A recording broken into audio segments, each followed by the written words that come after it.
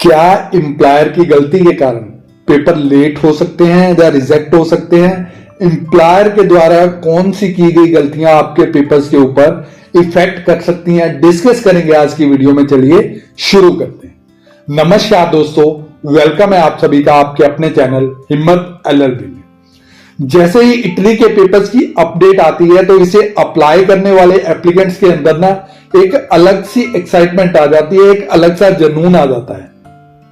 बहुत से लोग पेपर फिल होने पे ही शॉपिंग शुरू कर देते हैं कि अभी तो हमारा वीजा हो गया है जी।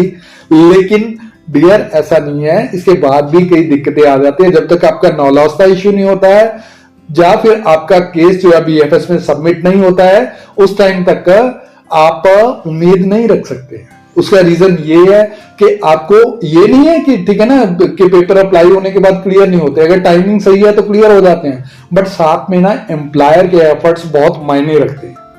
तो ये नहीं है कि आपके पास रिसीव होता है तो आपने ये मान लिया कि आपका तो बस वीजा हो गया, तो आपको थोड़ा पेशेंस रख के चलना होता है। इसके बाद भी कई तरह की, जैसे कि आपको बताया, दिक्कतें आ जाती है। पेपर फिल होने के बाद क्या ये प्रोसेस सारा कैसे चलता है कि पेपर फिल होने के बाद डिसाइड की हुई टाइमलाइन पे इसका प्रोसेस शुरू हो जाता है। जैसे पहले था कि 45 डेज के बाद, जब पोर्टल क्लोज होने के 45 डेज के बाद इसका प्रोसेस शुरू होता था, तो उसी तरह से दी हुई टाइमलाइन पे इसका जो है वो प्रोसेस शुरू हो जाता है। कई एम्प्लॉयर्स होते हैं जिनके द्वारा फिल किए हुए पेपर्स में कई कमियां रह जाती हैं।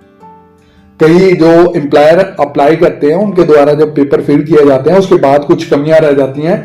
जैसे कि कई बार टैक्स का इश्यू बन जाता है। एम्प्लॉयर का जो है उसकी जो वर्क ऑर्गेनाइजेशन है उस पर जितने लोग काम कर रहे हैं उसके अकॉर्डिंग वो टैक्स पे नहीं कर रहा है, जहां टैक्स के पेपर प्रॉपर वो शो नहीं कर पाया, तो इस तरह की दिक्कतें आ जाती है।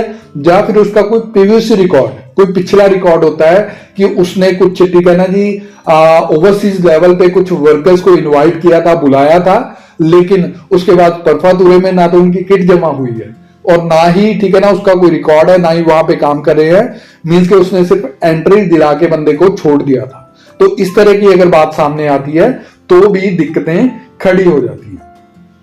तो क्या है, ये बताते हैं कि आपके फिल किए हुए पेपर, एम्प्लॉयर को इन्फॉर्म करते हैं कि आपके फिल किए हुए पेपर से हम सेटिस्फाई नहीं है, इसमें कुछ ऑब्जेक्शन सामने आ रही है, उसको क्लियर करो। आफ्टर दैट ये पेपर जो है वो क्लियर हो सकते हैं। जो आपके द्वारा पेपर फिल किए गए थे उसमें कुछ दिक्कतें आ रही है, उसको एक्सप्लेन करो आप। अगर एम्प्लॉयर इसे क्लियर कर दे, ठीक है ना जी, तो बिल्कुल सही है। उसके बाद नेक्स्ट प्रोसेस चल जाता है। उसके बाद अगला प्रोसेस जो है शुरू हो जाता है। कई बार एम्प्लॉयर जो है वो आंसर करने में टाइम लगा देते हैं, बिकॉज क्या है कि वो बिजी हैं, अपने काम में बिजी हैं, इस बात को ज्यादा सीरियसली नहीं ले रहे हैं।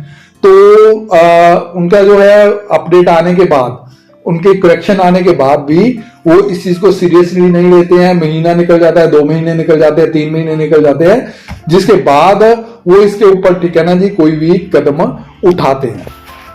सो डियर, आंसर करने में, उस करेक्शन को क्लियर करने में टाइम लगा देते हैं, जिसका कि उसके बाद नॉलेज इश्यू होने में टाइम लग जाता है, जिसकी वजह से प्रोसेस जो है वो आगे लेट होता जाता है। कई केसेस में क्या होता है कि कुछ एम्प्लॉयर ही अनऑथेंटिक होते हैं, जो कि सिर्फ पेपर्स में होते हैं, जिनकी कंपनीज है, जिनकी वर्क ऑर्गेनाइजेशंस जो है वो सिर्फ पेपर्स में होती हैं। तो अगर कोई करेक्शन की मेल आती है तो वो उसे रिप्लाई करते ही नहीं है, बिकॉज उनको पता है कि हम लोग जेन्युइन नहीं है, हमारा जो मोटिव था वो सिर्फ और सिर्फ पेपर फिल करने तक का था। अगर तो क्लियर हो जाते तो गुड एंड वेल था, बट जो ऑब्जेक्शन लगी है उनको क्लियर करना उनके लिए पॉसिबल नहीं होता है। तो उसकी वजह से भी आपका जो है प्रोसेस वो कंप्लीटली रुक जाता है, पूरी तरह से रुक जाता है, क्योंकि एम्प्लॉयर ने जब उस मेल का रिप्लाई नहीं किया, उस करेक्शन को सॉल्व नहीं किया है, तो वो वाला प्रोसेस आगे नहीं चलता है। सो डियर, ये वाली बातें होती है कि जिसकी वजह से आपके पेपरों में दिक्कतें आ जाती है। सो डियर, आपको उम्मीद करते हैं कि आपको क्लियर हो गया होगा। जल्दी मिलते हैं नेक्स्ट वीडियो में एक नई जानकारी के साथ। वीडियो वॉच करने के लिए धन्यवाद। Thank you. जय हिंद।